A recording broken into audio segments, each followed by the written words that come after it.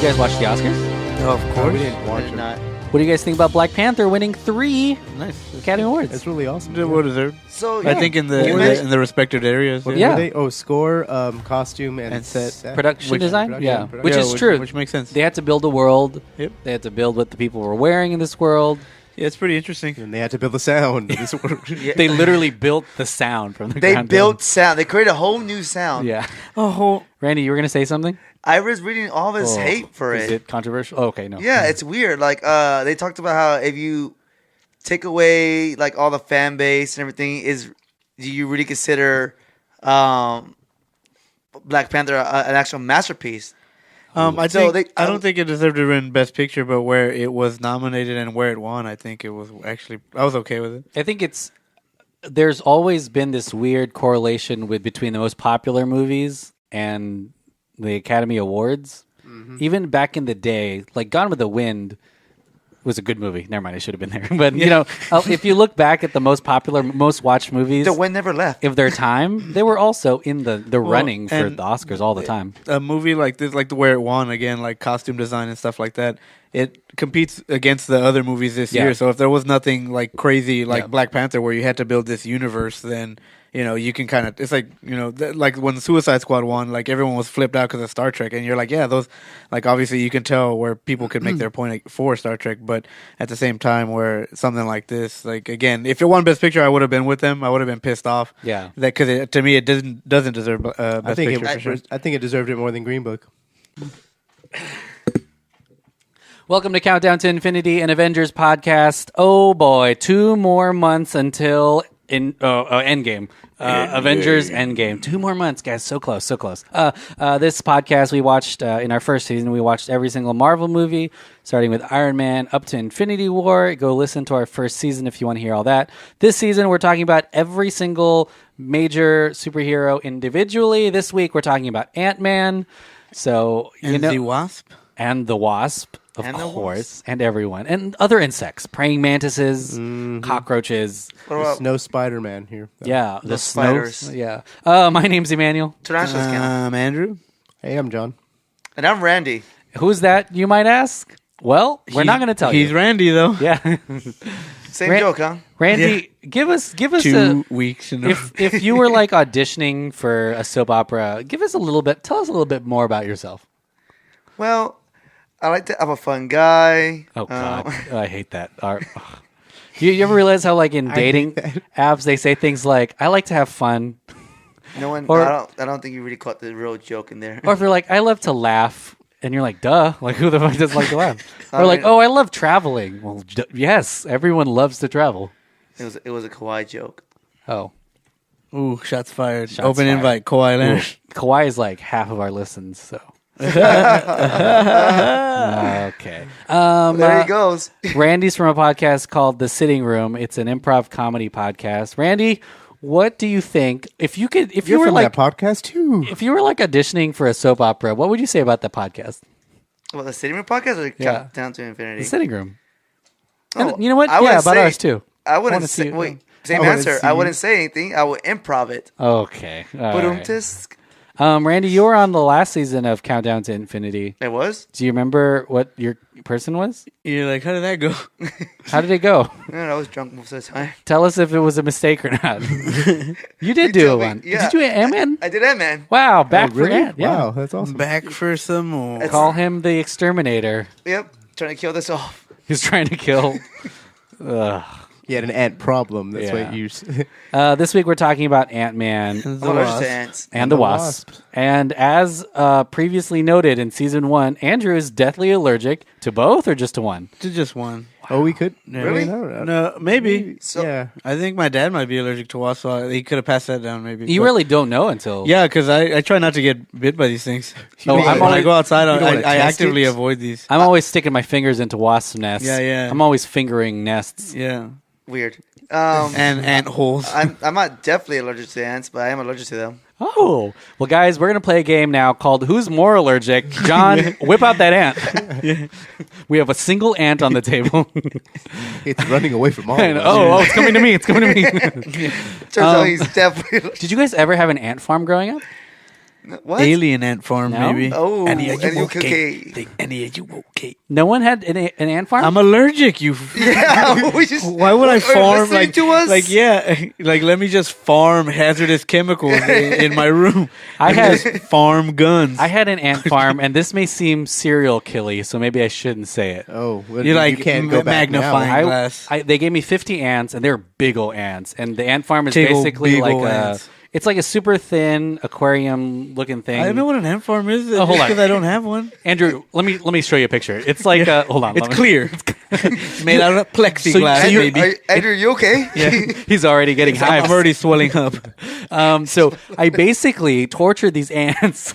I one time poured water in there to see what would happen. He's like sometimes forced arranged marriages for him. honestly, they all. You're marrying this one. One time I squished one just to see, and If it would bleed. And these ants took the dead one, and they took him like to a little thing at the bottom. It And was they lit interesting. him on fire, Viking funeral style. Yeah, and then at it, night. This is kind of dark, actually. here's another thing I would do. I apologize to all you ants that he hurt. I eventually, my mom was concerned, so she sent me to a hospital. therapy, nice. So not a big deal. I'm just kidding. No, we let them out. We let them loose, or they broke out, or something like that You're happened. like, I left a ring pop on my desk. They all escaped. yeah. But the therapy thing did happen. Yes, but I am insane.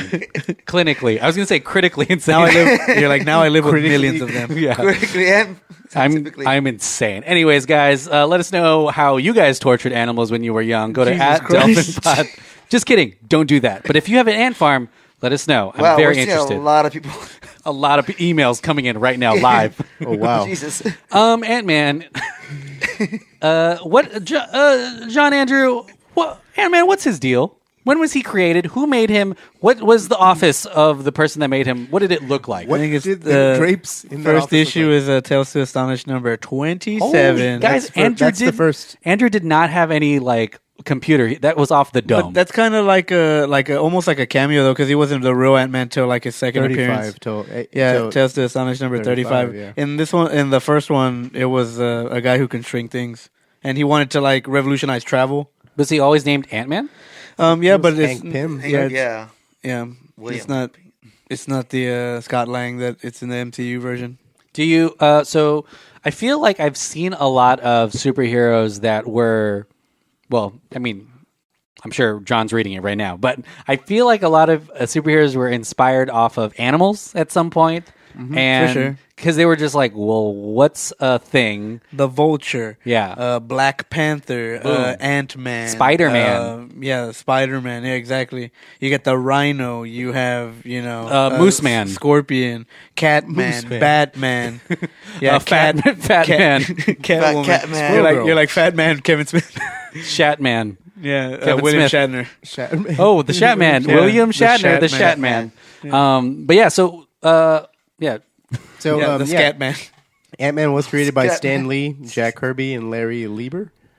And there's also been there's other Ant-Men, I guess, other than Hank Pym, which is Scott Lang and Eric O'Grady. Doesn't DC Isn't it have a four, guy that shrinks? Yeah, The Atom. They have the He Atom. Atom. He shrinks But wasn't he- smaller than Ant-Man. Oh, Ant-Man, technically, I mean, I'm not sure how. Was it Adam Man? Like I think Adam was it first, wasn't The Atom was probably first. Adam? Possibly. it? Adam? And Atom. The Atom. Adam. Adam Strange. Yeah. No, so the Atom and Ant-Man are kind of very similar. I think Yeah. Ant-Man, at least in in this MCU version that we're talking about, that Ant-Man can't really go subatomic. The Atom is actually Shrinks known to the for, size of That's atoms. why he's called the Atom. Yeah, The really. Atom. But enough about him. Welcome to our podcast, The Atom. Yeah. this isn't the DC Up and podcast. Atom. Ant-Man's obviously strength comes from streaking down, very tiny, to the size of the ant. He's able to control ants with his special helmet.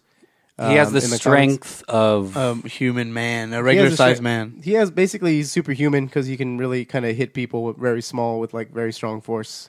So that's what's pretty cool about him. and he is interesting because a lot of what happens to him is mechanical, right? It's attached to The helmet. The helmet. In the comics, yeah.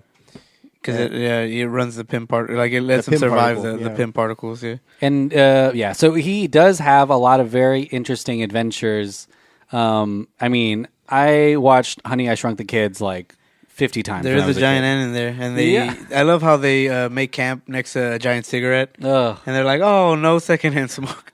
Or have you seen Them? Which is Yeah, I think the it's called big Them. giant ant movie, The big yep. giant ant movie. Yeah, the back in the pretty black cool. and white one, right? Bugs Life, ants in that. Ants, Yeah. starring Ants. Woody Allen. There's a movie in And the Sylvester Stallone. Oh, Jesus. there's What? a movie in the Sylvester 90s. Stallone was in it. Oh yeah, yeah, yeah. Oh, In in ants, Ants? yeah. Oh shit, that's crazy. Did Adrian! y'all say a Bugs? He was a big Sylvester looking ant. Did y'all say a Bugs Life already? I guess? Yes, yeah, yes. Oh, there's Legion of Fire, Killer Ants, starring Mitch Pileggi. Are we There's just the- naming ant movies? Yeah, I guess so. I don't know like what the we were doing. Scorpion Yeah. King when Oh, all those yeah, ants. Scorpion. All those Oh, ants kill that's people. true. You're There's welcome. Indiana Jones where the fire ants. Oh, shit. In Crystal Diana. Skull. Sorry, we'll focus back on Ant-Man. We're just Yeah, talking where do about we go ants. there? No, we gotta keep going. We're trying to, yeah. How, notable how appearances. important is Ant-Man, I guess, and the Wasp in the comic books to the Avengers, to the rest of the... They Lore. are very important. They're like, They're founding founding members. members. And that's why in the MCU I was kind of disappointed with the Age of Ultron movie because Hank Pym really does have a lot to do with the inception of that character. They're kind of tied like the way Ultron and Iron Man were in Age of Ultron, where it's like the father-son creator, created type thing. But yeah, they're mega important, and I think they just at one point dealt with like touchy issues.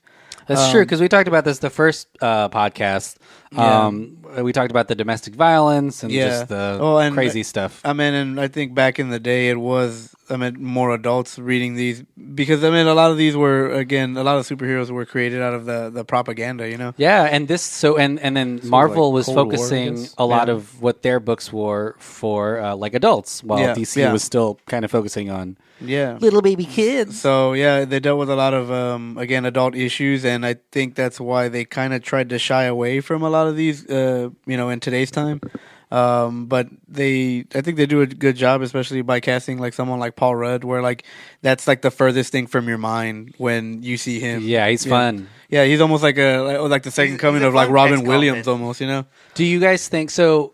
The other thing with Ant-Man is he's a little bit more absurd than other superheroes because he can shrink and Even the name sounds kind of like the powers of the goofy, ant. It's yeah. kind of silly. So I think maybe that's why they shied away from having him be one of the signature superheroes that the whole MCU was riding on. Yeah. He was pretty risky. right. I think I think also they movie wise they had plans for him before Iron Man was even coming out, Yeah. and so I think that's the whole reason they didn't have him like up front is because I think they were waiting for Edgar Wright's availability. Oh, yeah. Teardrop. What do you Yeah, guys think it's kinda about sad. Edgar Wright? He's- Do we do that? Yes, talk we about did. Yeah, this? we We did. talked a little bit First about this the episode. first Yeah. time around. Yeah, Master filmmaker. Such a shame that he couldn't do the project. right. Yeah, he had apparently Controversy. to keep it short, really, because we would have to go into like hours of research on different sources for this. But No, hold on. I have him on the phone right now. Hello. he apparently had a falling out with Marvel over the direction of what the movie should be. That's not true at all. I'm Not just a lot kidding. of creative control. Edgar, As much please, take creative your turn. control. Right, and yeah. I think the best thing was the best thing to happen was for both of them to kind of split, obviously. 'Cause we Adam did get McKay kind of stepped in, Adam McKay and Paul Rudd stepped in. They're not bad. They're not bad movies. Peyton They're fun. Reed, Peyton Reed, the director who came aboard. It's not a bad movie. They're actually, I think the first Ant-Man is aging really well. Actually, Yeah. It's Well, and also- I think it's partially just because he's on his own playing field. Like you can have so many other movies, just on him because of He did you bring know, it on. yeah, Come on. yeah. Well, and, Guys. and I mean we saw it in And yes, Civil War, and I think that's why he has some of the most entertaining parts because you do have someone like Paul Rudd that brings that charisma and lovableness to the character, but also at the same time, I mean the concept lends itself to really awesome effects and I guess a fun tone because I can't see like it doesn't take itself too seriously. for sure, yeah. And it's one of those heroes that you thought would never work on screen, for sure. So I think the modernization of a lot of the things you see in the movies where like you can actually see them use the ants in a creative sense. Because I mean, you're like a guy who can control ants. You're kind of like, it's like the Aquaman thing where like some dude who can control fish, like who cares? And then you see like bullet ants, and then they even they expand they There are more ants on the planet than people. Oh yeah, yeah, and also like scientifically, And where there's it's like plenty of fish in the sea. an ant can carry like so many times its own weight type thing. So they really use that to their advantage and use them as actual work ants in the real world and stuff like that. So it's pretty cool on the science behind a lot of this stuff that really lends itself to bring it to life. Yeah, technically, if ants wanted to take over us, they could. Oh yeah, especially if they're all that size, it'd be like Starship Troopers. Yeah, you know what? We're very lucky that they decided to work with us. Very powerful. Very powerful. I'll read something because this during the promotion of Baby Driver. Yeah, Baby Edgar Wright was still answering questions about Ant-Man. I'll read what he said. It's a little lengthy, but then, we'll kind of get to know what he was thinking. He said it was a really heartbreaking decision to walk away after having worked on it for so long because me and Joe Cornish in some form. It's funny, some people say, oh, they've been working on it for 8 years, and that was somewhat true, but in that time, I'd made 3 movies, so it wasn't like I was working on it full time. But after The World's End, I did work on it for like a year. I was going to make the movie, but then I was the writer-director on it, and they wanted to do a draft without me. And having written all my other movies, that's a tough thing to move forward thinking. If I do one of these movies, I would like to be the writer and director. Suddenly becoming a director for hire on it, you're sort of less emotionally invested, and then you start to wonder why you're there, really. So, creative control, yeah. Well, it's kind of a little bit of a bummer. But yeah, I mean, it's all, but he's very upfront about what he wants in his movie. Well, and that's honest, but like that's why his movies work. Because he's so heavily involved in all of them. Right, so I don't know why. I mean, again, it sucks with this double standard where they gave someone like James Gunn such creative control over Guardians, and then some people can probably play ball more than others. Like I'm sure James Gunn probably clashed, but still, you know.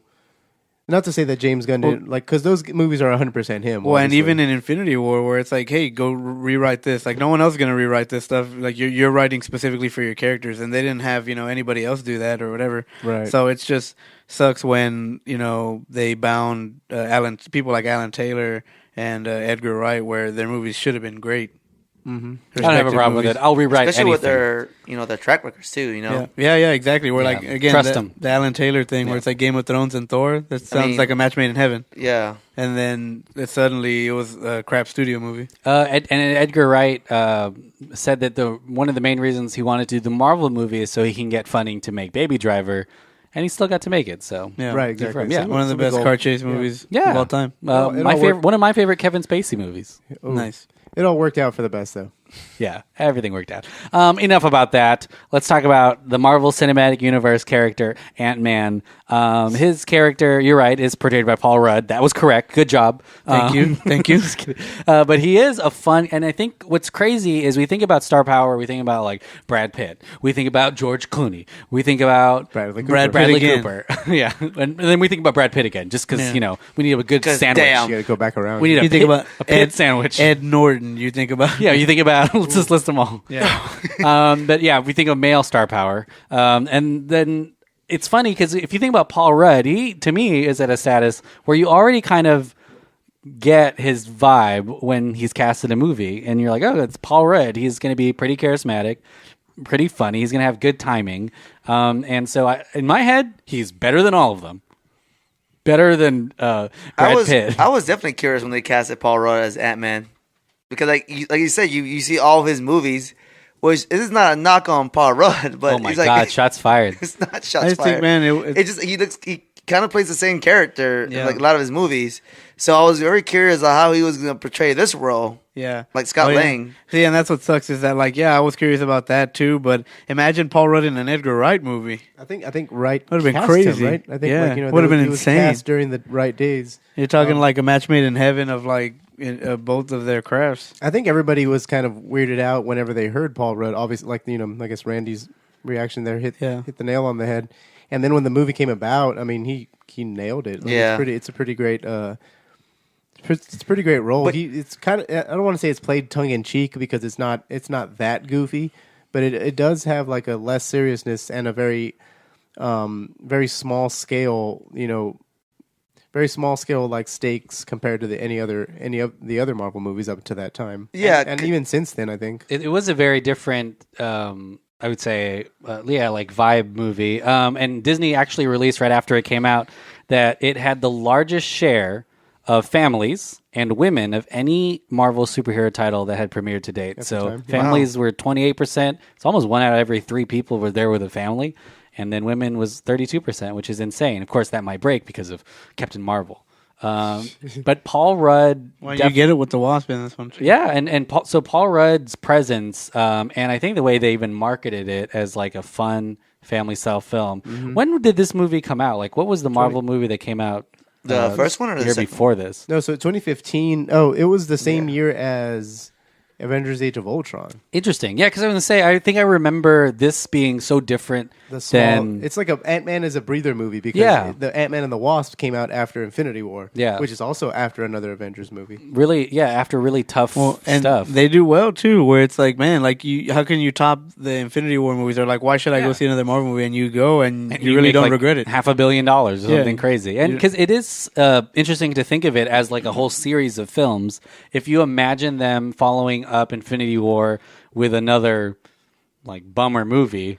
Yeah, exactly. It's just like prolonged suffering for a lot of people. So it is interesting to think like tonally, where are we going to put the Guardians? Where are we going to put Thor Ragnarok? Where are we going to put these movies that aren't so heavy plot-wise having to do with this grand, Infinity War storyline, but still hold their own against people who want to see like a good Marvel movie, which his are. And really we see him across 2 of his own movies and I guess his appearance in Civil War. Because he doesn't show up in Infinity War. No, he's about to. Ooh, yeah, about to. So he actually has a lot of good stuff going. I guess we can talk about these movies individually, or we can go into supporting characters. Yeah, let's just go into a supporting characters. So for his Ant-Man biggest and the Wasp. his biggest supporting character is obviously the Wasp, played by Evangeline Lilly in this movie, who plays Hope Van Dyne. Evangeline, the daughter of Janet Van Dyne, who was the original Wasp, who was going to give a creator shout out to Stan Lee, Jack Kirby, and Ernie Hart. Who's all of those? Michelle Pfeiffer. Just kidding.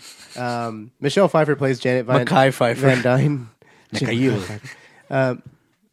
Michelle Pfeiffer, God damn it, Drew, plays Janet Van Dyne in the Ant-Man and the Wasp movie, and it's pretty exciting because that character has been long overdue. I feel like she probably should have... Well, she did actually premiere in that first Ant-Man movie. She was kind of like a little cameo. You don't really see her, It was definitely a stunt double. Yeah, you don't really get a voice or anything like that. Yeah. Well, what's insane about these 2 movies, and we're talking about the original Ant-Man, original Wasp, is this movie does a really insane job of CGIing the younger versions of Michael Douglas and Michelle Pfeiffer. Like an insane, like a scary good job. Yeah, to the point where like we can just do this and not have any actors ever. I really appreciate the casting on those 2 pivotal like Marvel movie characters because like to have Michelle Pfeiffer suit up as the Wasp only after doing Catwoman. Yeah, exactly, the most iconic Catwoman that we've seen. They were both like the A-list as A-list can get in the 80s and 90s. Wall Street,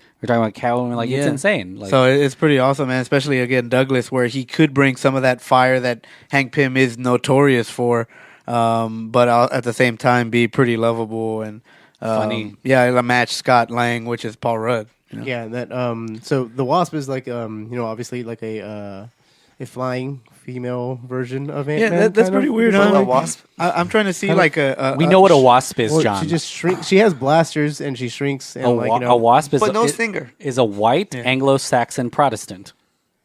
Wasp. Look it up. I want to see them kind of like switch. Like I want to see like a Wasp that's male so hot. And like an Ant woman. Wouldn't that be cool? That'd be interesting. Fucking hot, yeah. That'd be interesting. Yeah. Cool. Maybe Ant-Man and Ant-Woman and Wasp and Wasp. Wasp and Bee. While Hulk watches and then...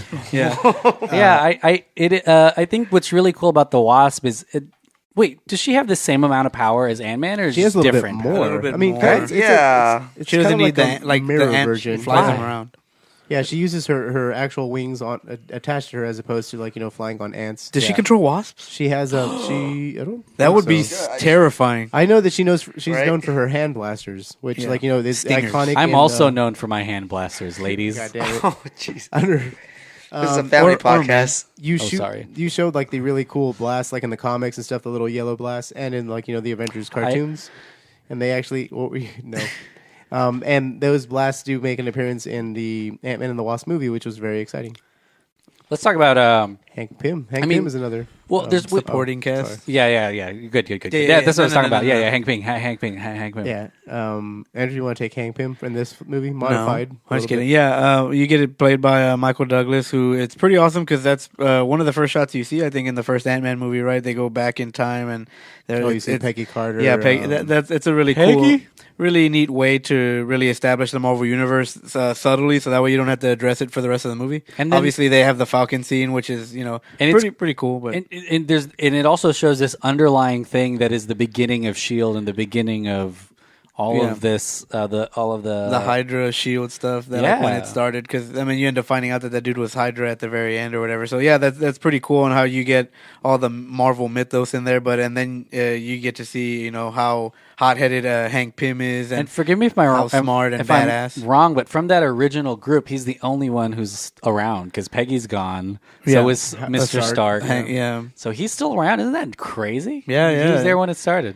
He was like this Hank Pym was an agent. Like he actually went as Ant-Man. He was Ant-Man for a while. It's almost like special forces, like for the government almost. Yeah. And it's pretty awesome because it lends itself for another movie, but like a prequel and just all CG, young. Yeah, exactly. People. Yeah. Well, and then he's going to be in the suit most of the time. It's going to show him hiring Nick Fury or something. Yeah. Exactly. Yeah, man. That'd be awesome for sure. Wow stuff. Yeah, and then who else is a supporting cast? I would say also Falcon is partly supporting cast because isn't he the link after he fights him? Isn't he? I know a guy. He's the link to the rest of the Avengers. Yeah, right? for sure. And they have that little back and forth with the tic tac, that little insult he throws at him. But yeah, you get Falcon in the first movie, and then you get obviously Michael Pena, T.I., and what's the other dude's name? Randy, you love Michael Pena, don't you? I do like David Michael Pena. Dalmasky, well, their actual character names are. Let me see. Stacks on me, Patron Luis. on ice. Michael Pena plays Luis. The actual character names. Yeah, and then that group. What do we call those? The ex-convict. They're just called the ex-cons. Yeah, ex-cons. Yeah, it's pretty funny because that's the name of their company. That's what we should call ourselves because we've all done time, right? What did you guys do time for? Time's relative. Oh yeah, that's true, and it's up right now. It's up.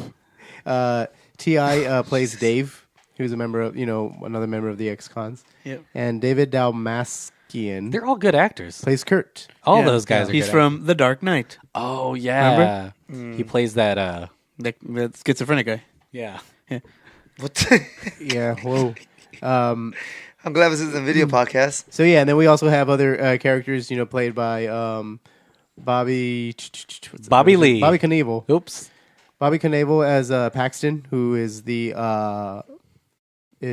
husband or is the boyfriend to Scott Lang's ex-wife, played by Judy Greer. Yeah. Judy Greer, and that's a really cool casting choice too. Most people were like, I think the first time we went around, we actually forgot, and we're like, yeah, Judy Greer's in this movie because she's in it for such a little bit. But that's a really good casting steal. Like she's always just dropping her kids off. She does that in Jurassic World. She's dropping her kids off in this movie. Yeah. Always dropping them off. That her new husband is kind of like a villain in the first one, huh? Like it's kind of chasing around Scott. In the second one, he becomes a little bit more. Yeah, he's in the lovable. first one a lot more than this one. Yeah, and then you got Cassie Lang, which is the entire motivation of Scott Lang's character. His daughter, which adorable. And then who else? And we incorrectly said, I don't know if you remember this. Oh, maybe I shouldn't bring it up then. Yeah, good. I think we talked about. We were like, that's. Maybe I said it. I was like, that's Paul Rudd's real daughter. Yeah, no. And it is not. It's an actor. What? Sorry, guys. I think we established that in the first episode. Lying. Also, though. Yeah. Well, Cassie Lang in the comics eventually becomes Stature, right? As like she's a superhero, part of the Young Avengers. So like if they play the actual plot line, I guess, right, then she has her, and then you get Ty Simpkins from Iron Man 3. You get over here that just have a Young Avenger. Then you have the old Spider-Man. Oh yeah, exactly. Okay, but that's pretty much that kind of wraps it up for the supporting characters. Well, and then that's true. Yeah, you for get now. Lawrence Fishburne in the second one. Bill Foster, Bill Foster, Goliath. Yeah. Well, let's talk about the villains. Obviously, exterminators.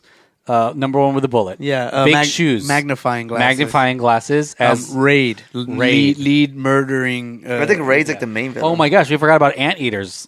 Yeah. Oh yeah, for sure. The arch villains of that's the real arch. Is Arthur? That's like the Thanos of the Arthur's an aardvark. Is he really? Yeah.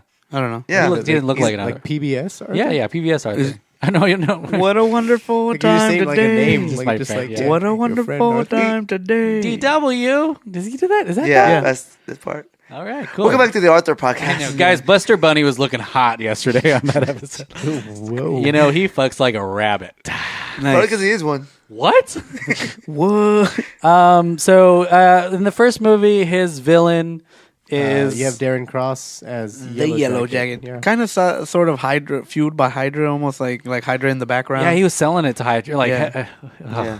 oh, Wait, what was Hydra's the villain everywhere. name again? Like not like the actual his Oh character yeah, name. Yellow but like, Jacket. What Yellow was it? Jacket. Yellow Jacket. Wasn't that Hank Pym's like suit himself like in the comics though? At one point, I think But it was when he met Scott Lang. And Yeah. He gave him, like when he took the Ant-Man suit.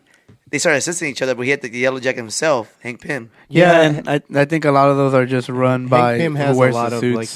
Hank Pym has a lot of aliases over the years, and one of them is the Yellow Jacket suit, which is essentially the same thing as an And Ant-Man it looked suit, sort of, cheesier yeah. back in the day. It looks pretty cool, but they Yellow Jacket and Ant-Man and Goliath and Giant Man, they're all like, people all wear. Oh yeah, the different Wasp. They all versions. lend itself to. Man, what if Hank? They all makes, lend each other the suits too. What if actually, Hank it seems makes like in a way. Spider-Man his suit? Does that ever happen? Write it. spider suit? Spider suit. Yeah. He just grows 8 legs. Spiders suit? Oh, if he controls spider, that's even scarier. Oh man, that'd be awesome. That guy's played by what's Darren? Who plays Darren Cross? Corey Stroll though. The guy from That guy House from of Mouse. House of Awesome- Cards. Awesome actor. Yeah, He's also really. in First Man. Tortured. Yeah, exactly. First man. He got a lot of roles after House of Damien Cards. Chazelle. He played Buzz Aldrin in Buzz First Lightyear? Man. Yeah. Buzz Lightyear. He played Buzz Aldrin the in person in Buzz First Lightyear's Man. based off of. Wow. So that was pretty cool. Yeah, he plays the Yellow Jacket. That guy who Hank Pym punches at the beginning of the movie, Martin Donovan, plays Mitch Carson, which is a SHIELD Hydra. agent. Yeah, Hydra agent. And a very big villain, Hydra agent in the comics, apparently. Ant-Man and the Wasp, the sequel, had a different kind of villain. They had Walter Goggins. As 3. Sonny. I would say there's a couple villains Yeah. in that one, right? Yeah. Sonny, and then you get Ghost. Yeah, you get Ghost played by fuck. Man, And what's that girl? and then- She's from somewhere. She was in Ready Player One. I just Oh yeah, forgot her name. Yeah, you know what? You never seen Ready Player One? I've seen it twice. How dare you? Based on me. The nice. Butler. Hannah John Kamen. There you go. She plays Ghost in the second movie. Yeah, and then And Lawrence kind of Fishburne's character yeah, is kind Bill of Foster. yeah, it's kind of a villain type. Yeah, I Tragic, guess but so, yeah. yeah. What I mean, you- he ties them up. But you need kind of like a heavy hitting actor to kind of Yeah. oppose the other. And he was protagonists in The heavy-hitting Matrix. actors. Yeah, exactly. Yeah. John Wick. One would say that Ooh. Iron Man is a villain, and all the other half of the Avengers. Civil War. That's true. Yeah, Civil War. Oh, and then Agent Woo Woo. Agent Wu. Yeah. Jim- yeah. Yeah, played by Randall Park. Jimmy Woo. Jimmy Woo, yeah, Agent Jimmy Woo, Yep. played by Randall Park from The Interview and Fresh Off the Boat. Fresh off the boat. He's Live. He's a funny villain, I would say. I don't even say he's a villain. He's just He's like a He's like Paul Rudd, also like super lovable. Yeah. Like he's I so feel like funny he probably and belongs with the supporting characters as Yeah. opposed to. villain. he's the FBI. He's one of the agents who is supposed to keep an eye on him because Yeah. he's under house arrest. what is that list people do? Like he's like that. Was it chaotic neutral or whatever? Like more like Yeah. he's a bad guy, but not really. that He's like just- archetype. Yeah. Like So all he's- of us, we're all bad guys, but not really. Like I mean, you're definitely a bad guy. yeah. I mean, I kill ants, obviously. Yeah, you're insane. Oh, you guys have killed ants too. Come on. Never. Oh yeah, right. They kill us. And yeah, it's Yeah, true. they kill me. Oh, sorry guys. They kill me. Yeah. Well, I mean, I kill ants whenever like they're bothering me, not to see them He's suffer like- like you. he's like, so whenever they exist. He's like That whenever I bothers step John. on them Listen. accidentally. The reason why they don't bother you is because they know people like me are out there. Oh my Yeah. god! All right? So You're like, it is I kill- proactive. You're like, I kill one Murder. and then I leave him out so that all his friends can see what's Yeah. gonna happen. I get a They little mess with I me. get a little toothpick and I put its head on it and I stick it in the ground Game of Thrones style. and I leave it outside of my house. It's like Jet Force Gemini, John. and I'm like, any of you come around Oh, here. that game was awesome. Yeah. That's also why I don't have a FedEx guy come around anymore. Because of ants? No, because I've stuck the head of a FedEx driver on a toothpick. Oh, Jesus Christ. Okay, wow. I think At this yo, point, you you're- don't even see the toothpick. It's so You're small. definitely chaotic evil. What? But yeah. Now let's talk about his arc in his movies. So one of the things that is rough about comedies is a lot of times arcs are a little bit harder because they don't swing so dramatically. But in these movies, I think in the first one, he's definitely trying to figure out how to be a better dad to his widow baby daughter.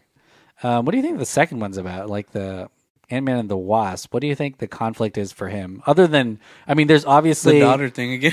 There's a plot thing to his, right? Because he has to pretend to be home the whole time. So there's something driving it. Like he has to leave and come back. I feel like there's two plots in this movie. Like it's focused on like Ant-Man and the Wasp. Yeah, because like where Scott Lang's like issue is like trying to be a better person, like not getting in trouble with the law, like being there for his family, and for. I think it probably has something to do with mothers, right? Because like it's almost as if like Ant-Man, like So you're saying it's switching. Well, it's more family based actually. Yeah, for sure. Because there is that dynamic. Because at the very end, you end up finding out that Ant-Man and the Wasp are together, and they kind of are being parents to his daughter in a sense, and then you're looking for the other original Wasp, to bring back that mom as well. Yeah, it's a very. It keeps it in the familial themes, like yeah. Just for kind sure. of like it's.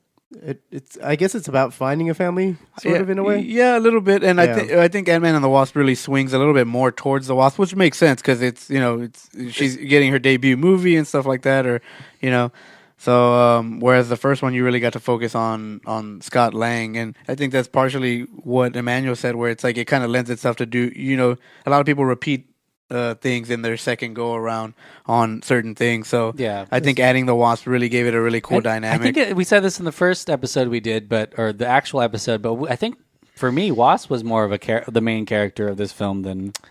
I would say that I have to agree with that. Definitely. I mean, that's. Yeah. So I feel like Hope got like more action scenes. I think Hulk. Hope, her name. They said Hulk. I was like, what the fuck? Hulk Van Dyne. Yeah. Wait, Hulk Randy, Pym? what episode do you think we're recording right now? You think you told me to answer? You were like, you confused me earlier. I don't know who any of these people are. Yeah, well, yeah, and that's what we were talking about earlier. Is like, man, what awesome fight scenes happened in the second one, and we really decided that the Wasp had the best ones, even if she wasn't fighting something as superpowered, what she does in Ghost for a little bit.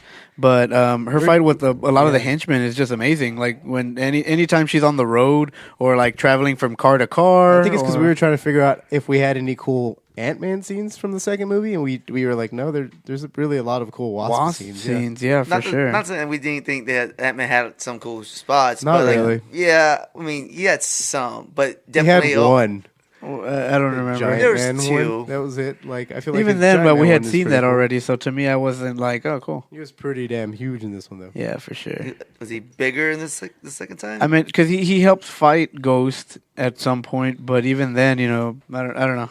He catches her off guard and kind of like sucker punches her. He has some cool comedy moments, so I like when he. Oh yeah, definitely shrinks into. He had way more comedy moments in this movie. Yeah, but it's Paul Rudd, where like if you're not doing it, then what are you doing? Like man, that's his genius, and I think it's pretty cool to think about Ant-Man as the way Paul Rudd played him, because I feel sorry for the person who would have to go second, like who's going to be the next Ant-Man. Eric O'Grady. Yeah, well, I mean, like even if like maybe like the MCU ends and they're like, okay, we're going to do another Ant-Man movie, we're going to reboot it. I feel sorry for the dude who goes after him, because everything else, you're like Thor. Oh, you get a long-haired blonde dude with a beard, and you're like, he could be Thor.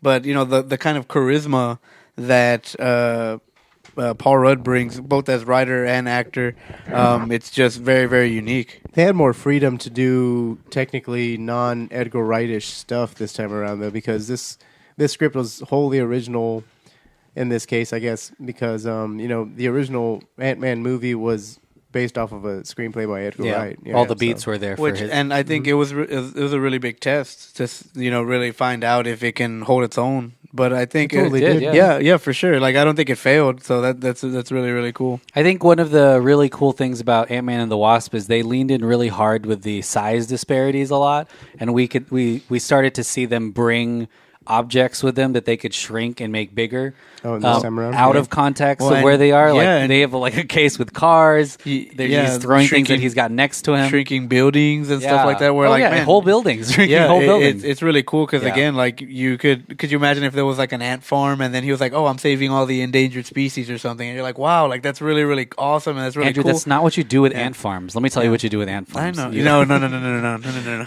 But yeah, so I think they definitely leaned into a lot of the things that made this movie unique. I know that a lot of because you can't really talk about any of these Marvel movies without talking about how they fit into the whole universe. So I know a lot of the reasons why people love this movie was it was a breath of fresh air from literally the rest of it. And one of the big strengths about it was so detached from the rest of the Marvel films, and it was just on its own, and it played it small, and it had a really good, Played it strong small, huh? plot. I see what you did there. Played it anti. T. Because I mean, up until this movie, I mean, even Civil War had like a really big connotations of Avengers. Then you have Infinity War. Thor Ragnarok had 2, or if not 3, superheroes in it the whole time. So to see this movie be just, or Ant-Man and the Wasp be just so focused on what it is, It's such which a is just small fun- scale movie, yeah. but it's a big world because of what he can do, Yeah. which is awesome It worked because well. it feels like one of the biggest worlds. Also, the stakes are pretty refreshing, like the way tying it back to the the arc thing that Family. we're saying. Yeah, it's Toretto. It's really about just like Corona. saving your friends and save. It's not about saving the world. It's so much like saving your friends or family. Yeah, basically. well, your family, your blood or no blood. Because why do you family. save the world in general? You save it for the people you like, and so in this case, Just save the people you like. That's yeah, just true, save yeah. the people you like. Fuck Yeah, the we're world. like Cap. All the people he likes is like gone. Oh, You know what I'm saying? And he's like Bucky, but he's a superhero too, so he's gonna do his thing. yeah. Can't keep him down. Let's talk about our favorite moments in the Ant-Man films. Randy, do you want to start it off? What's your favorite Ant-Man moment in all the Marvel Cinematic Universe movies? After you say it, we'll all vote whether you're right or wrong. I'm just kidding. No. Wait, so I You're had right. to choose like only one from both movies? Ant-Man just- and the yeah, Wasp. just one from Ant-Man any or of the them. Wasp, or Ant-Man and the Wasp. There's 3 movies technically if you count Civil War. I don't if you count want it. that one. No. He doesn't count anything. I can't count. Well, you're on a countdown show, so you better learn quick. What? I have to say, I like the truth serum part on the Ant-Man. and Oh, the yeah, Wasp. truth serum. That was Yeah, fun. That was a funny part. Yeah. Usman is a master at extracting information from the unwilling through psychoactive means. Oh, is that truth serum? There's no such thing as truth serum. That's just nonsense from TV. Well, what is it then? It's a little concoction that he's been perfecting since his days with the SIS. It makes you suggestible and highly responsive. Well, dude, that's truth serum. No, it's not. No fencing, but they sound like truth serum to me. Right? It's not a truth serum. Oh, okay. Hey, I believe you. It's not a truth serum. If it walk like duck and talk like ducks, The truth serum. Yeah, I I mean, have a lot and of that's allergies, some so of the I think biggest wanna take my takeaways. gas. Besides, like something like Guardians, where like the comedy is one of the biggest takeaways for sure on these movies. And like Emmanuel said, you do have to follow up these, everybody's dead at the end of Endgame. So you're like, how do you really lift everybody? Everybody's dead back at the up. end of Ant-Man and the Wasp. Yeah, it's true. I know. Yeah, and Something refreshing. Well, and I think that's what's crazy is that like Infinity War, obviously, Endgame is really cool because Yeah. it is really the climax of the Yeah. whole Marvel Cinematic Universe. So I think on something like that, you really have to go Yeah. back. And that actually was really brilliant in Ant-Man and the Wasp because it brings you back to like, hey, Yeah, this was fun and all. but like, hey, don't forget, like this is happening. Don't forget, we don't want you to be happy. Don't forget. Not Shit yet. sad. Randy, but that's a fun moment. Yeah, it's truth serum. It looks like truth serum. Truth serum's that It's not that truth, seems it's not funny real. because you like Michael Pena. I do like Michael Pena. Second time I've said that. Second time you've agreed. Yeah. Am I supposed to say no next time? My favorite Ant-Man moment, oddly enough, doesn't really. I mean, it is an Ant-Man Ant-Man or the moment. Wasp? It's when the original Wasp takes over Ant-Man's body and starts talking. It wasn't a message you put in Scott's head, it was an antenna. Clever girl. I'm so proud of you. Honey, tell us where you are. Tell us how to find you. No, the probability fields are too complex. That's why I needed to talk to you. You have to follow my voice. Of course. Like tracing a callback to its source. I'm tracking your signal using subatomic frequencies between 0.2 and 0.9. I'd narrow it to 4 and 6. It's too tight. We could miss you. Look at us squabbling again. Fine. Between 3 and 7. Our first fight in decades, and it's over just like that. Hilarious. That was so funny. Paul Rudd plays it. Paul Rudd again. Yeah. You can't say enough about the guy. Just the holding hands part. Well, because it's supposed to be So emotional too. So like the other actors are like acting their hearts out, and Yeah, here's like, Paul "Hey, Rudd Mom." like I would be trying my hardest not to laugh, but again, super emotional. Yeah, moment. I would say if we had to pick I'll pick two. That's my favorite, like, Scott Lang moment, I guess, or Wasp moment. But my actual favorite Ant-Man moment when he's like, Ant-Man. It's like, do you like me? No, is the scene from Civil War, obviously, where he gets to show off his powers to the other Avengers. Yeah. What time zone is this? Come on. Come on. Captain America. Mr. Lang? It's an honor. I'm shaking your hand too long. Wow, this is awesome. Captain America. I know you too. You're great. Jeez. We were talking about earlier that he may never again attack Iron Man or attack any Avengers because he's now on their side. So it was really cool and really unique to see him shrink and then get bigger. And for Spider-Man, and it took to take him down. It took all of that of Team Iron Man to take him down. Even Vision had to help. Yeah, exactly. So that's really again he's one of the coolest parts of Civil War for sure. For sure. My favorite part has to be my favorite Ant-Man part is basically it's the first kind of concept leak. We saw the art first, and then you ended up seeing the footage that Edgar Wright shot. Yeah, Edgar Wright had shot. And where did they play that? Like Comic-Con or something? I think it was a part of the. No, it's a part of the Marvel like suitcase. Like there's this the Phase 1 like suitcase. suitcase that had all the original movies. It was like a sneak peek. Like, hey, this is what's like to the come. I remember still. seeing that. Yeah, and again, not all of it was finished because some of it was art. But the scenes they had shot were so amazing. And it was a pitch reel. It's like a little sizzle reel. Yeah, well, describe it for the people. It's that scene where he basically infiltrates PIM Industries or whatever, and he goes up against. It's pretty much that moment in the movie where like it chain reacts all this action that it's like the third act where it's like it's all popcorn and all that good stuff. But yeah, he goes up against 2 or 3 different security Armed guards. men, yeah. And with guns. Yeah, and he ends up he charges at them, which no Avengers would do that. But he shrinks down and he ends up like swinging around the gun barrel as the bullet goes off. Yeah, and I think cinematography wise, it was amazing. I remember them cutting out, and so we see him shrunk down, like punching the dude, and then you get a wide shot of the guy just reacting almost to nothing because you don't see how small. Yeah, and then is. again that part is awesome because it goes into that scene where he's like in the little tiny model city and they're like shooting with the bullets, and it looks like asteroids are hitting the whole thing, and that then it goes into the Yellow Jacket fight. And I don't know if this is true. We better look it up. But I feel like the first movie they shrunk down a lot and had a lot of fights in small toy sets, and in Ant-Man and the Wasp they did a lot more of the opposite, which was get small things and make them bigger, really big. Maybe for budget wise, maybe it was easier. What's going to happen next? Sure. Make things medium. Yeah. Shrinking big, shrinking big, no things, shrinking at all. I know, right? Shrinking big things down to regular size, like the Eiffel Tower. Now it's only about 5 feet tall, just a little bit tall. Yeah, exactly. You're just like making things medium, and y'all both stare at each other like, I was like, how does that even mean? I was already trying to think, like, Yeah. John, what's your favorite Ant-Man moment that we haven't talked about yet that is exclusively something that you came up with? And it has to be a Wasp moment. Yeah, and it has to be better because you're the finale. My favorite Wasp moment? Is, Ant-Man. Well, give us one of each. Whatever. I don't care. But I mean, it's more work for me to have to edit these clips in, but whatever. But also, I think... Are you complaining? I just, it's kind of like... I forgot you were doing that. It's not whatever. very... it's whatever. Not very considerate, but whatever. Are you going to let John talk?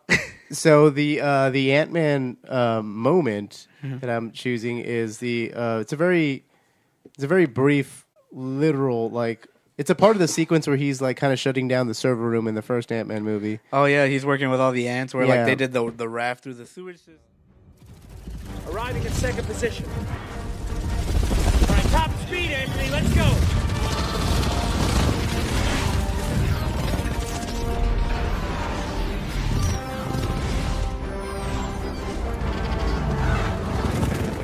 And the different kinds of ants have the different jobs. little electric charge ones, and you have the worker Is that ants true? and the bullet ants. Oh yeah, I think it. But he has a ton of them, so Yeah, like yeah, the electric. it would never. Yeah, Okay. it conducts a whole ton of it. Or, My specific favorite part is is literally towards the end of that where he's flying through a server that's kind of short circuiting, like there's all these like it's a very like close up of a close up shot of Ant-Man and his ant that are flying. We're kind of following behind him. He's flying through this, and it just looks really really cool.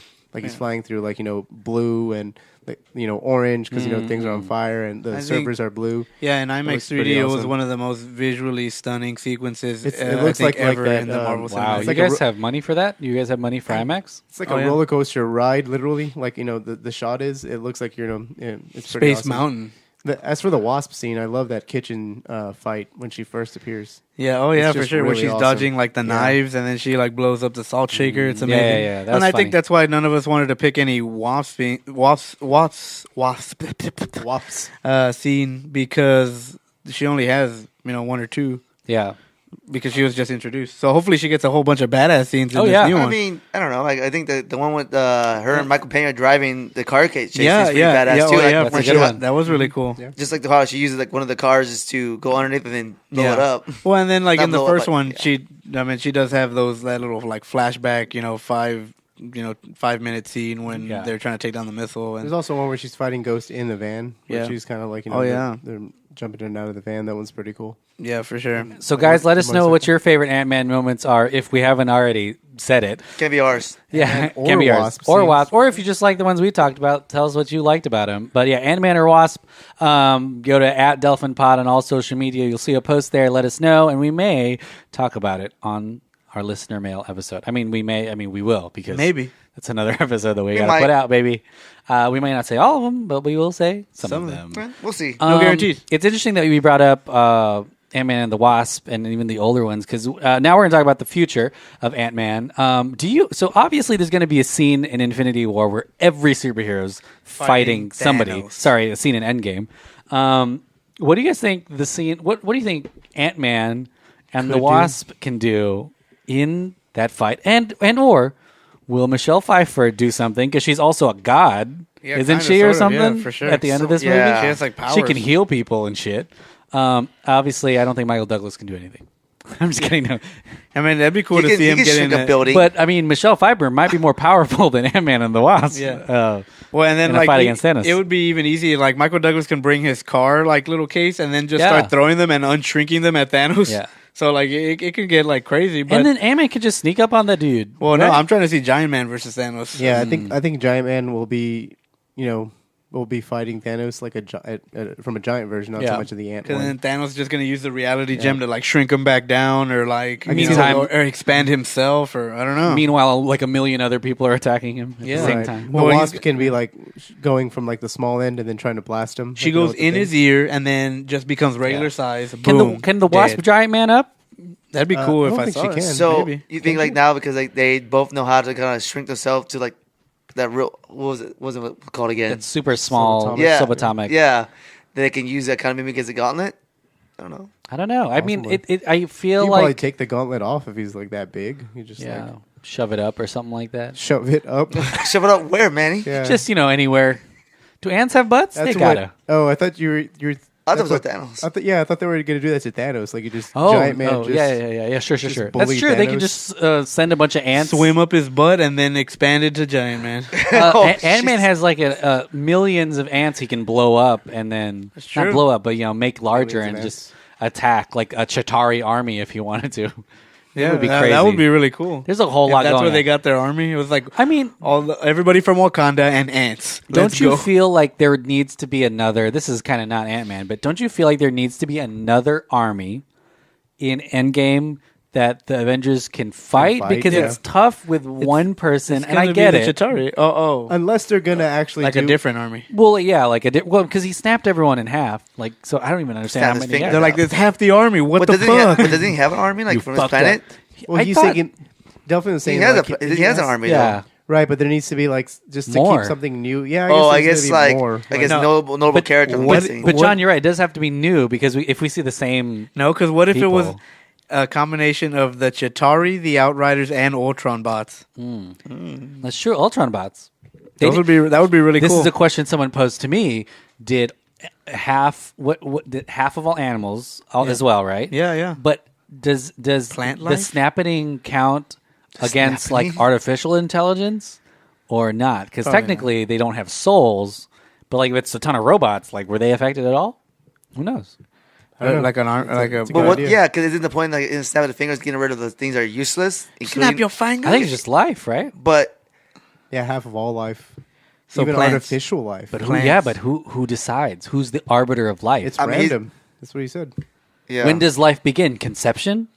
Welcome back to our Existential podcast. existential podcast. Because sure to it's kind of donate. wild. Because you're right. Like Iron Man can just build up a whole army, and he's like keep snapping because none of them will disappear. None of my robots will be gone. Yo, Yeah. it'll be crazy. I mean, and I do think there should be an army. Yeah, I think there's literally going to be Skrulls. some I sort think of you're army wrong. scene. Oh, fuck you. Or they cannot have an army versus army scene and literally just have an Avengers versus Thanos scene, possibly. Yeah. Because it's already an army of superheroes. That's true. I mean, this second movie might be just a really heavy plot-driven, time travel, crazy, like, you know, And then like give us like insane a thing. splash page of like Yeah. of action, and then that's about like, it. can you imagine? Because I mean, we talked about how the Russo brothers and a lot of good filmmakers hold back everything you want until the very Until end. the ver- yeah. Can you imagine if there's no fighting for 3 hours until they fight Thanos? That's what I want. The last 30 minutes straight. The last 30 seconds, boom. No, it's gonna be like Kill Bill style too. It's gonna be real short. I bet the fight scene is like 45 minutes long. I would just hope so, because like that would be so. Because Marvel doesn't shy away from, as you can see with Infinity War, Marvel doesn't really shy away from those Action. big moments and fan service moments in a way. Yeah. So like they have to have something Insane.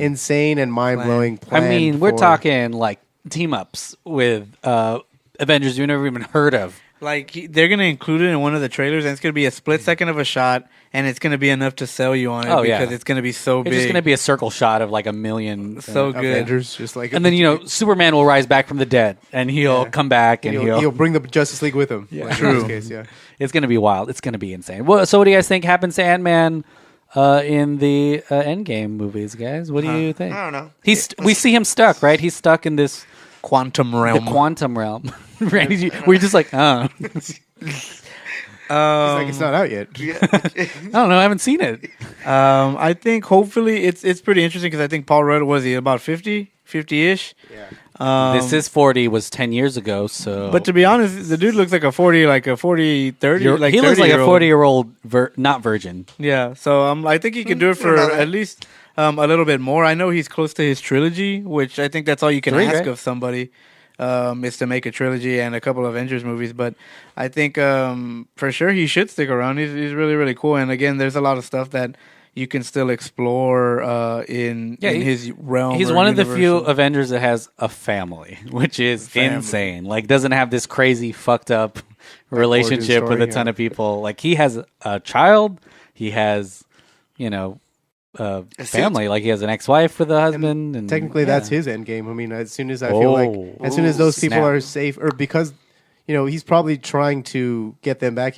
They probably, disappear in the snapping as well. That's true. That's kind of what the Wasp is kind of this fight between, like, what's good for my family and what's good for, I guess the world or whatever. Right, yeah, exactly. And, like, what's more important to me. So, yeah, I could totally see him living a normal life and never beating Ant-Man again. And then again, as soon as he rights his, the wrongs that happened. Yeah. So I hope he kind of comes out alive, obviously, because I do want to see more of Ant-Man. I think his character, him and the Wasp character, if anything, are kind of a little bit more safe than, say an Iron Man or like Thor. And it would be so heartbreaking to see him die in this movie or something. The guy who actually has stuff to lose. One of the biggest gut punches I think they could do. Is it possible? I can see that happening. Jesus, But, Randy. No, I feel like that's what they're trying to build. Like, I guess, like a tearjerker moment for sure. That's the guy you want to root for, and it would be his family. unexpected, technically. Yeah, I mean, yeah, he's totally unexpected. Yeah.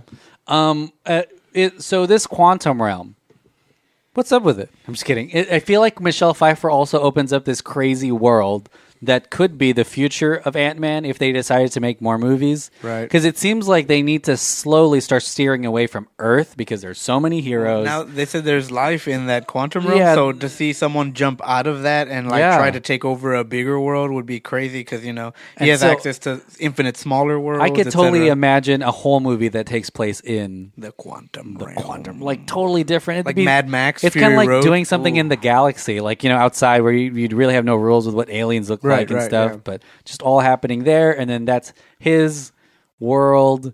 You don't have to worry about messing up anything else for any of the other Avengers. That would be an insane thing. Well, I mean, one of the last things we can talk about it linking to Endgame is that the quantum realm apparently does, is a giant factor in the way. No pun intended. And how Endgame is going to play out. So because in the trailers you do see Scott Lang back from the quantum realm, and you just saw him at the very end of Ant-Man and the Wasp being trapped there. So there's going to be something that helps those out, especially with mention of time vortexes in the quantum realm. Ooh, spicy! So something spicy. They wouldn't have said that it's a little spicy right out there, unless they were going to actually use it. Yeah. So there's something. Maybe that's the way they travel back to the Avengers number one. I mean, they don't have a time stone, so exactly. They have someone that's equally as powerful. Yeah. Also, Captain Marvel, I guess, somehow travels through time, right? Possibly, I'm not sure. She has this. There's a rumor She has this. Yeah, because she's she can she's like alive in different moments. Could you imagine if she just went through like a black hole or something? Yeah. Yeah. What if she's strong enough? She to can do that. withstand a black hole. Exciting. Apes together strong. Caesar, what's the very first thing Caesar says? Stop? No, that's what it is. Yeah. Oh boy, that's how you know it wasn't a movie made by Harvey Weinstein, because he would never let that be the first thing anyone says. Shit. Guys, let's. Do you guys have anything else to talk about with Ant-Man? No, final thoughts. No, I think we all say that he deserves to live for sure. Yeah, he's one of the best. Like all these Marvel characters, they're all really great, but he's probably one of the more lovable. One of the more lovable ones. One of the. He's definitely comic relief in the and everyone needs comic relief. Yeah, all of you. Yeah, all the heroes can't be all pouty and serious and serious. So dang, shots fired. Captain every other America. hero. Yeah. Oh, yeah. Well, I don't know. I guess it's the Guardians too. I mean, Star-Lord brings comic relief too. Yeah, we'll see without James Gunn. But he's gone right now. Their stories are a little more depressing though than Ant-Man's. Ant-Man's it's literally like the end of every movie, other than I guess Ant-Man and the Wasp. That's true. They had to work really hard to bring comic relief in the second one because it's such a dark story. Right. So I mean, that moment where your dad killed your mom. You know what I'm saying? And it turns out you're not that special. Yeah, exactly. Crazy. Isn't that crazy? Guardians. See, that's Guardians for you. Yeah. But yeah, more lovable, definitely. So hopefully there are more Ant-Man adventures in the future, even if it's a TV show. Why not? Whoa. That'd be cool. Oh, that's true. Yeah. Disney. Call Why us. not? Call us. We'll write it for you. For free. For free. Wait, what?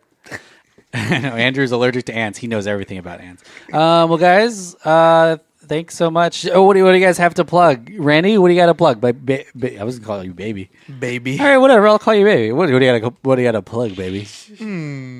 Yeah, if you enjoy some comic relief, speaking of comic relief, definitely check out the Sitting Room podcast. It's definitely a good time. It's more of an improv comedy sketch podcast. Yeah, weeknights at 12. Nice. Oh, that's the After Hour NBC. podcast. NBC knows comedy. NBC. Very funny. NBA. NBS. Yeah, NBS. Yeah, NBS. Yeah, Manny's on it. National bullshit. I be on it. I be funny.